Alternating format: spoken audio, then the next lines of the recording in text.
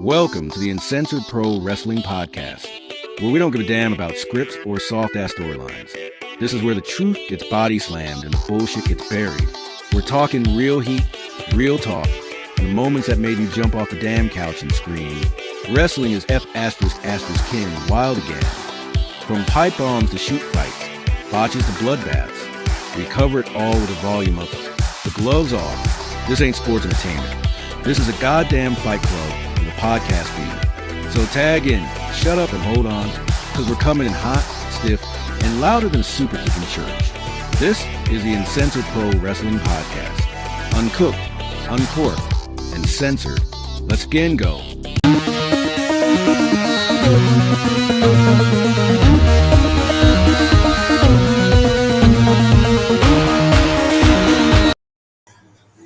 What's up, everybody? You are checking out the Uncensored Pro Wrestling Podcast. I am your host, the Hot Commodity NC, and I'm joined by my own personal hot commodity. And we are here with the past, the present, the future, the vision. Yeah, I like that little intro. What's your name? Aunt B. B. And yes, we are going to be talking about the Vision in a minute, because today we're covering WWE Monday Night Raw from August 4th, 2025, live in Brooklyn, New York. We're a night removed from night 2 of SummerSlam and 48 hours removed from SummerSlam night 1, which saw this man, the new World Heavyweight Champion Seth Rollins, cash in on CM Punk, who defeated Gunther for the title. So Rollins, Braun Breaker, Bronson Reed, and Paul Heyman come out, and Rollins brags about winning the championship and how after CM Punk had this long match with Gunther, he had the shortest title reign in history, and he just basically mocks CM Punk. And he goes on to say that this group is the Vision, which for weeks there hasn't been a name for this group, but he finally names it. And he basically says no one can challenge him because he has the absolute power in WWE. That's when LA Knight comes out.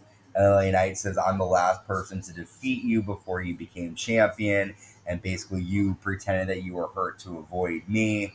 Challenges Seth to a match. Seth declines, and then Adam Pearce comes out and makes the match for tonight. Seth Rollins defending the title against LA Knight with Bronson Reed and Braun Breaker barred from ringside.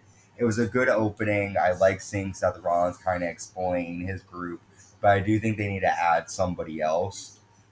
It's coming. But I give this a pop. It was a good opening. I liked how Adam Pearce came out and made the match and didn't, let Rollins get away with it. But what do you think? Yeah, well, first of all, I don't think LA Gay is any... I don't think Seth Rollins is scared of him. I don't think he faked the injury to get out of a fight with him.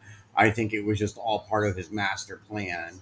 LA Knight thinks who he is, and that people are scared of him. Nobody is scared of LA Knight. And I liked it. It just showed how smart Seth is and how he masterminded everybody, and he became the World Heavyweight Champion. And, people can say what they want, but he got over Punk, so blah. He sure fucking did. Our first match, we have Rusev taking on Sheamus, and this is like the third time they've fought in a week straight. Rusev lands a modified suplex. Sheamus hits a super white noise and then power slams Rusev on the announce desk. Sheamus hits 10 beats of the Bowery on the floor.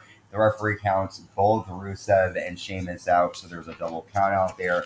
After Rusev hits Sheamus with the steps, both men attack each other. A bunch of guards separate them, but they continue to fight, and then we go to our commercial break. I fell asleep. What are you talking about? Yeah, I feel the same way. Again. People like them, and they were happy about this, and people were saying, you were bitching last week about them. I know. And they're still fighting. Like, come on. Who cares? And now this is going to lead to another match. Sheamus should be the one going after Dominik, so he can become a Intercontinental champion. Yeah, so he could be a Triple Crown champion. This means nothing. Do you think we'll get no holds barred or last man standing or no count out, something like that? Because they're going to have a rematch, and they both got counted out. Isn't this the fourth time? Yeah, but this is third or fourth. I mean, I guess. Maybe, I don't give a fuck. I don't know. And Maybe they'll put Rusev him in a has not cage done or too well something. coming back booking wise. He's just been fighting Sheamus, so there really hasn't been anything. He's fought Sheamus and Penta, I think. yeah, I think so. There was one other fight. Yeah. So I don't see him staying around long. This I was really a don't. watch. Speaking of Penta, Penta takes on Grayson Waller during the match. The New Day come out, and they're still mourning the loss of their World Tag Team titles. Xavier Woods has this big, silly, ugly hat on. It made me laugh. It was funny. Waller hits a clothesline to Penta on the floor and lands a cool sit-out powerbomb for a 2 count. Penta lands a really cool-looking tornado Mexican destroyer and defeats Grayson Waller.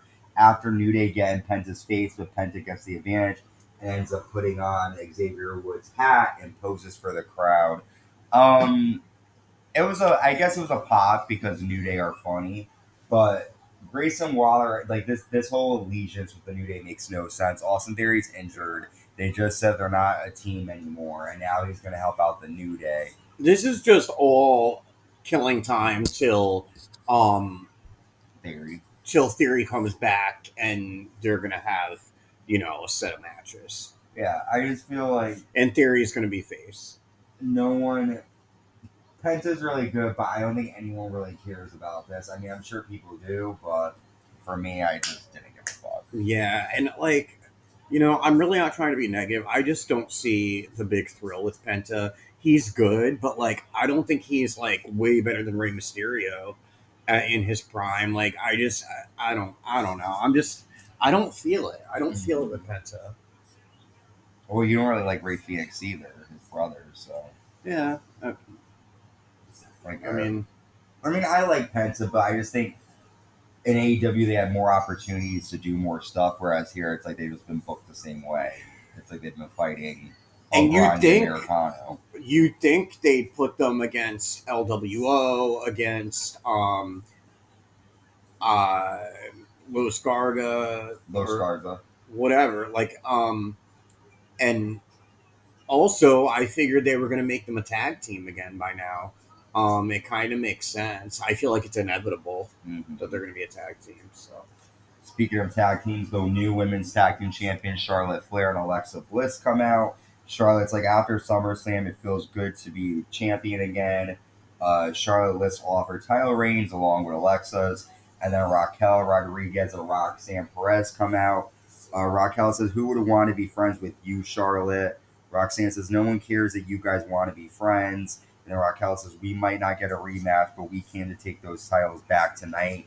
And then Charlotte's like, we'll defend tonight. We don't care. And then Charlotte and Alexa defend the titles against Roxanne and Rodriguez. And this is a good tag team match. Raquel drives Alexa Bliss's chest across the railing, and Alexa and Charlotte land a double natural selection. Charlotte lands a double moonsault for a 2 count, and then Bliss lands Sister Abigail to Roxanne, and Bliss and Flair retain. This is a pop. I like Flair and Bliss together. Raquel and Roxanne had a good tag match with them, and so I liked it. It was good. Yeah, I thought I really like them as a tag team as well. I think we're going to see good stuff from them, and I'm excited to see what's next. Yeah, it was good tag action. I'm glad that people are finally acknowledging Charlotte because she cares very deeply about it. Yeah. Intercontinental champion Dominic Mysterio takes on Dragon Lee next.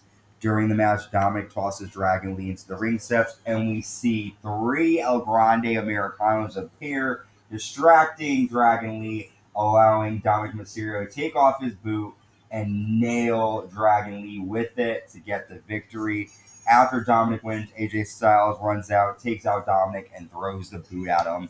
We're definitely going to see AJ and Dominik again. But this is good. This is a pop. I think we're going to see a match with all the El Grande Americanos maybe eventually. We have Chad Gable. We have Ludwig Kaiser. We have Pete Dunne and Tyler Bates. But my question is, what direction are they going? Are they working together and they're all dressing up? Or is it like, oh, no, I'm the real one? It doesn't make sense. There's been no sort of... right now it's just kind of chaotic, and they just kind of with Doink the Clown when they did this, you knew it was 2 Doinks, and you knew that Doink clearly hired this guy, whatever it was, to be Doink. With this, you just got random people dressing up as El Grande. Or when we got 2 Undertakers. Yeah, there's just like no story behind it. But I pop because I like Dominik. I think him and AJ will have a good match again. But yeah, Dragon Lee is involved in this El Grande Americano. Do you think AJ is going to win the title from him? If he does, it'll be in Clash and Perez. Next, we see Sami Zayn get interviewed about his fight with Karrion Kross. He says he's moving on from it. And then Rusev and Sheamus fight backstage. And Sami gets in the middle of it with Rusev punching Sami. So we'll probably see Rusev and Sami down the line. We then see Bayley talking to Lyra backstage. And Lyra basically tells Bayley, we need to stay away from each other. You've got involved in my matches and it's cost me. And so now they both are going to go separate ways here. That's the end of that storyline. The women's Intercontinental champion, Becky Lynch, comes out and brags about her win. She says that she's the greatest women's wrestler of all time, and she's leading the division. And it's not just her that says it. Sports Illustrated says it. That's when Nikki Bella comes out, and Nikki says she's disappointed because she was champion for a long time and left the division and felt that it was in good hands. But now that Becky's claims that this is her era, she's disappointed in what Becky has done. And she says that, Becky, you're a liar just like your husband. But with you, we don't believe the shit you say. How dare she talk about her hot husband? And then Becky says, don't talk about my husband. Me and Seth are the greatest couple in WWE, which could have been Nikki and then she says, but you can't see him anymore. And she does the whole, hand gesture. The crowd says, holy shit. Even Nikki steps back and she's like, wow. She's like, but it was good acting on both of their parts. Nikki challenges Becky for a title match. And Becky's like, the only reason I never fought you was because. And then she punches Nikki and leaves the ring. I give this a pop. I wasn't expecting Nikki to come out, but I was happy with what they did with it. Okay, this may be a little far-fetched, but I'm wondering, is this going to lead Becky into the Vision? Her talking about like her and Seth together and them being the greatest couple, and we know they need to have another member. And there was talk of her being in his faction when he first started it. Well, the only thing is like the whole point of this faction is to get to War Games. And if you're going to have a female member, you're going to have a female member on that side. I mean, who's really going to want to work with Braun? I mean, it's Becky, but who's going to really fight? Unless they did it where it's like, okay, we're just going to add the two rivals to the match and have it be like, okay, like, Becky's never really. I don't even mean maybe not even right now, but I just feel like in her heel turn, it's a definite possibility that she might. They need to add another member, but it has to be a guy because right now it's like, what are they really going to do with a woman? No, I get that, but I'm not even talking strictly for War Games. I mean, if they are. I'm speaking in general too because it's like the women. It's weird with WWE because it's like the women are their own roster, kind of. So it's like their stories are completely separate. They should intertwine them a bit more, but it's just like this is really one of the first times aside from 2019 that Becky mentioned Seth. So it's like maybe they're going to do something there, but maybe not. I think they should incorporate it though. Like they should have. I would be excited if they did. Like because it would be cool if they were both the world champions. I mean, they could do a thing where it's like I would say like a Samoan thing, but it's not. It's CM Punk. It's a ragtag group of people. But what do you think about Becky and Nikki though? They should bring back AJ Lee and then they could do it. What do I think about what? This potential Becky versus Nikki match. I love it. It's definitely going to happen. Definitely. I'm pretty sure it's going to happen at Clash of Paris. Yep. Our main event, WWE World Heavyweight Champion Seth Rollins with Paul Heyman defends against LA Knight.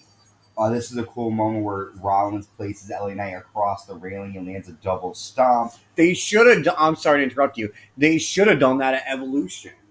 That would have been a great Evolution match. Becky, I would have rather seen that than fucking Bird Lady and Becky. LA lands a superplex to Seth Rollins for a 2 count. Rollins hits a buckle bomb, and then LA lands a torture rack bomb for a 2 count. LA hits a flying elbow drop, and then baseball slides Seth Rollins over the announce desk. Rollins low blows LA Knight on the floor, and then tosses Knight into the ring post. Seth Rollins exposes the concrete on the floor and it goes to stomp LA Knight, but then CM Punk attacks Rollins, allowing Rollins to get the DQ victory. After Punk attacks Rollins, and then LA Knight gets in CM Punk's face because Punk accidentally cost LA Knight the title here. Breaker spears LA Knight, and then Seth Rollins poses with his group until Roman Reigns music plays and the OTC comes out and takes out everyone. But Braun Breaker and Bronson Reed get the better of Reigns. Rollins stomps Reigns. Breaker spears Reigns, and then Bronson Reed lands 3 tsunamis to Roman Reigns, steals Reigns' shoes, and now the Vision stands tall to end Raw. And this is a good way to get Roman Reigns off the TV for a while because he's going to be filming his new movie. But I give this a pop. I wasn't expecting Reigns to come out. Did Reigns get fucked up at the end? Yeah, he got 3 tsunamis. Oh, okay. But what did you think about this? Was it a pop for you or a pop? Yeah, it was good. I could maybe see like a 3-on-3, and then it leading to War Games. But again, Seth Rollins has to get another person or two. Both sides do. Mm. So maybe depending on who one of them bring in could, factor in to the other side. It could just be, people having common enemies. Yeah, that's what I was thinking. Maybe that. Could it Sami Zayn, just for an example, like if they picked Sami Zayn, maybe Rusev would join them, or Sheamus. Yeah, I thought it was pretty cool. Fucking the Vision laid him out. I was surprised that Roman came out. I was not expecting that at all. I thought CM Punk was going to come out and that was going to end it. So that was definitely cool. What was your biggest pop of the night and your biggest botch of the night? Biggest pop of the night was Becky and Nikki and Roman coming out. And then botch. Sheamus and Rusev again. I didn't like my botch was the El Grande Americanos because it makes no sense. It's not really going anywhere.